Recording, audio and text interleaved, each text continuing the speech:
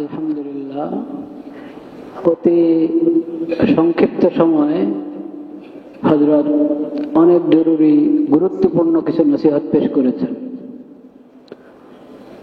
প্রথমে হযরত কোরআন কারীমের আয়াত সূরা নূহ থেকে পড়েছেন, যেখানে আল্লাহ রাব্বুল আলামিন আমাদেরকে ইস্তিগফারের নির্দেশ দিয়েছেন।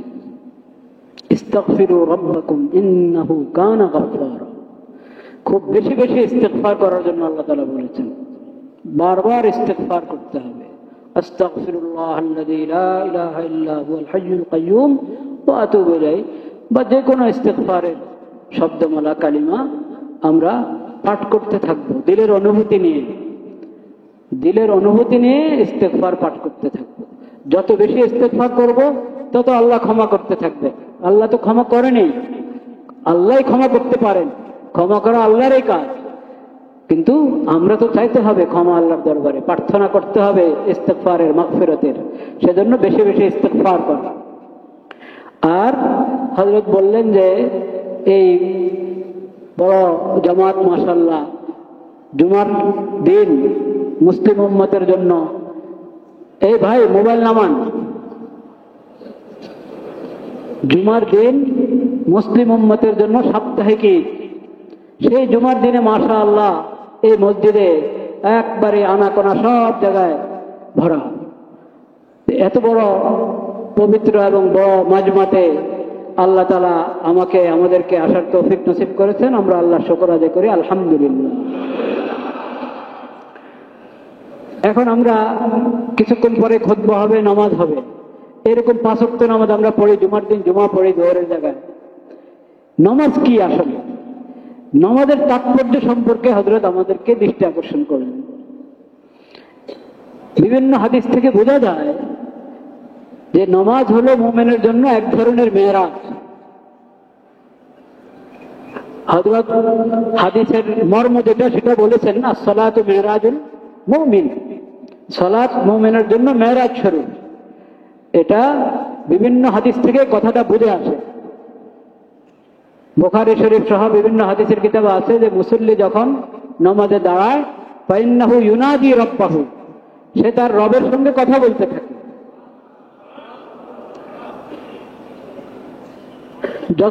যখন আল্লাহু আকবরের মাধ্যমে শুরু হলো, বাস এখন আমি মনে হয় আমার ভাবটা এমন হইতে হবে, আমার অনুভূতি এমন হতে হবে যে আমি অন্য জগতে চলে গিয়েছি।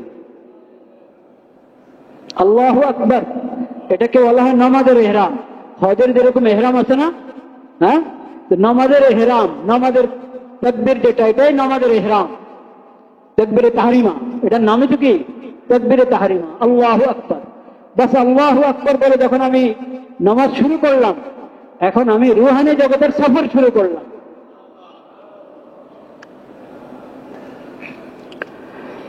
এই জন্যই নামাজে খুশুগুজুর কথা বলা হয়েছে। ওটাই হযরত আমাদেরকে বুঝাতে চেয়েছেন, খুশুগুজুর সাথে নামাজ আদায় করা, খুশুগুজুর সাথে নামাজ আদায় করা। দিলটা আল্লাহর সঙ্গে লেগে থাকবে, একবারে একাগ্রতার সাথে নামাজ আদায় করা। সানা পড়লাম, সানার পরে ইমাম সাহেব আউযু বিল্লাহ বিসমিল্লাহ পড়বেন এবং আলহামদুলিল্লাহ রাব্বিল আলামিন থেকে কোরআন কারীম তেলাওয়াত শুরু হয়ে গেল। এই যে পুরা সূরা ফাতিহা, এটা বান্দা আল্লাহর সঙ্গে কথা বলছে। বান্দা আল্লাহর সঙ্গে কি কথা বলছে, এবং কথাটা যে খালি একদিক থেকে হচ্ছে তা না। কারণ হাদিস শরীফে নবী করিম সাল্লাল্লাহু আলাইহি ওয়াসাল্লাম বলেছেন, কুসিমাতিস আল্লাহ রাব্বুল আলামিনের বাণী নবী করিম সাল্লাল্লাহু আলাইহি ওয়াসাল্লাম আমাদেরকে তার ভাষায় শুনিয়েছেন, কুসিমাতিস সালাতু বাইনি ওয়া বাইনা আবদি, যে সালাত আমার এবং আমার বান্দার মাঝে ভাগ করে দেওয়া হয়েছে। যে সূরা ফাতিহা বান্দা বলতে থাকে আলহামদুলিল্লাহ রাব্বিল আলামিন, এটা শুনে আল্লাহ বলেন হামিদানি রাব্বি, হামিদানি রাব্বি।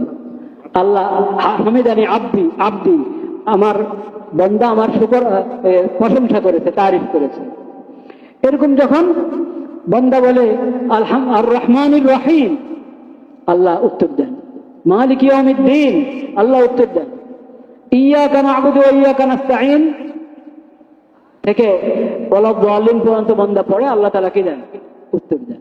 তো এখন উত্তর তো আমরা এই কানে শুনবো না, এই কানে সেই উত্তর কি শোনা যাবে না।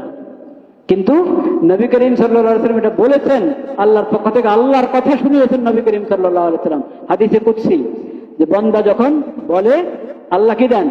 উত্তর দেন। তো এই অনুভূতি নিয়ে যদি আমি নামাজে হাজির থাকি, উপস্থিত থাকি, যখন আমি একা নামাজ পড়ছি সুন্নত নফল, তখন তো আমি নিজে পড়ছি সূরা ফাতিহা, ইমামের পিছনে থাকলে ইমাম সাহেব পড়বেন, আমি খামোশ থাকবো, এবং ইমাম জোরে পড়লে আমি খামোশ তো আছি, খেয়াল করে শুনবো।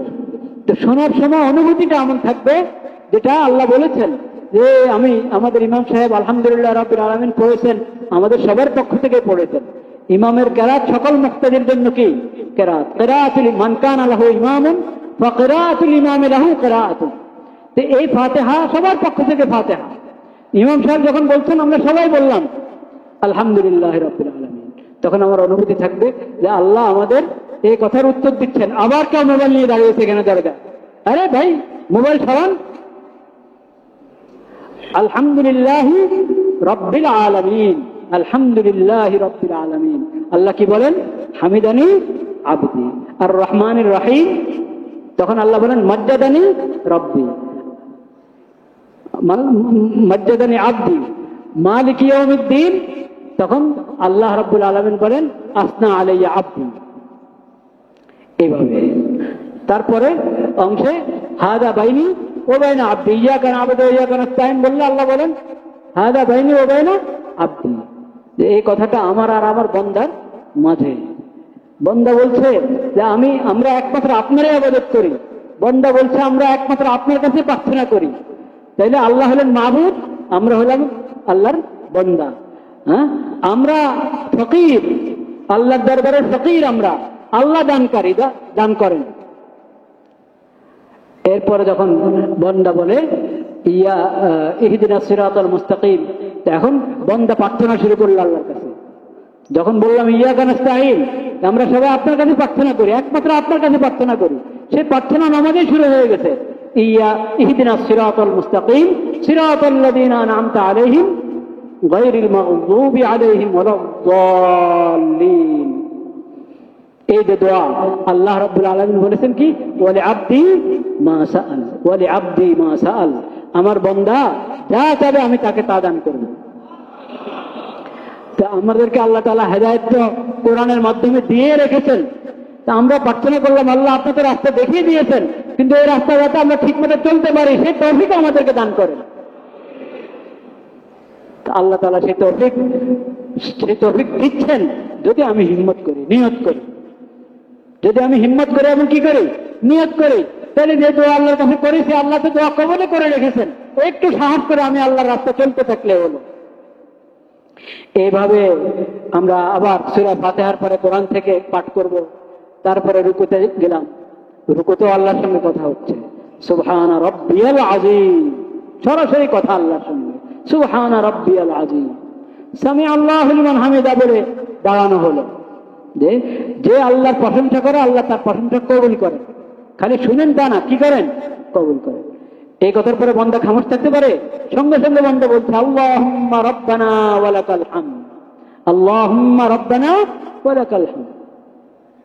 হে আল্লাহ, হে আমাদের রব, আপনার জন্য সকল হামদ, সকল নেয়ামত আপনার। ওয়া লাকাল হামদ, ওয়াও, এই ওয়াও শব্দের অনেক তাৎপর্য, যে সকল নেয়ামত আপনার, এজন্য সকল হামদ কার? আপনার জন্য। আল্লাহুম্মা রাব্বানা ওয়া লাকাল হামদ। ফরজ নামাজে তো এতটুকু পড়ি, কিন্তু যখন সুন্নত নফল একা আমি পড়ছি, যতক্ষণ আমি পড়তে পারি কোনো মানা নেই। জামাতের নামাজে তো মুক্তাদিরা আছে, মুক্তাদিদের খেয়াল রাখা দরকার। কেউ অসুস্থ হতে পারে, লম্বা সময়ের উপরে থাকতে পারে না, দাঁড়িয়ে থাকতে পারে না, কারো কোনো তাড়া আছে, কেউ হয়তো জায়গা পায় না, ভিতরে বাইরে রোদে দাঁড়িয়ে আছে, বা ঠান্ডা ফ্লোরে দাঁড়িয়ে আছে, ঠান্ডা লাগছে, বা গরম হলে, রোদ বেশি হলে গরম লাগছে। সেজন্য নবী করিম সাল্লাল্লাহু আলাইহি ওয়াসাল্লাম ইমামকে বলেছেন যে তোমরা নামাজ সংক্ষেপ করো। নামাজ কি করো? যখন তুমি ইমাম হবে তখন মুক্তাদিদের খেয়াল রাখো, নামাজ বেশি লম্বা করবে না। আর যখন একা পড়ছো তুমি, তখন যা মনে চায় যতক্ষণ মনে চায় লম্বা করতে থাকো, যতক্ষণ মনে চায় রুকুতে লম্বা করে রুকু করে তাসবিহ পড়তেই থাকো, সুবহানা রাব্বিয়াল আযীম, সুবহানা রাব্বিয়াল আযীম, সুবহান রাব্বিয়াল আযীম। তখন আর 3 বার আর 5 বারের কথা নেই, যতবার মনে চায় পড়ো। যখন রুকু থেকে উঠলো সামি আল্লাহু লিমান হামিদা, এখন রব্বানা আল্লাহুম্মা রব্বানা ওয়া লাকাল হামদ। গেলাম সিজদার দিকে। সিজদা তো হলো নামাজের প্রাণ, সিজদা হলো নামাজের কি প্রাণ। সিজদার মধ্যে যখন লুটে পড়ে বান্দা আল্লাহর দরবারে, তা আল্লাহ রাব্বুল আলামিন সিজদা সম্পর্কে কোরআনে বলেছেন, ফাসজুদ ফাসজুদ ওয়াক্তারিব, ফাসজুদ ওয়াক্তারিব। সূরা ইকরা, ইকরা বিসমি রাব্বিকাল্লাযী, সূরার একবারে শেষ।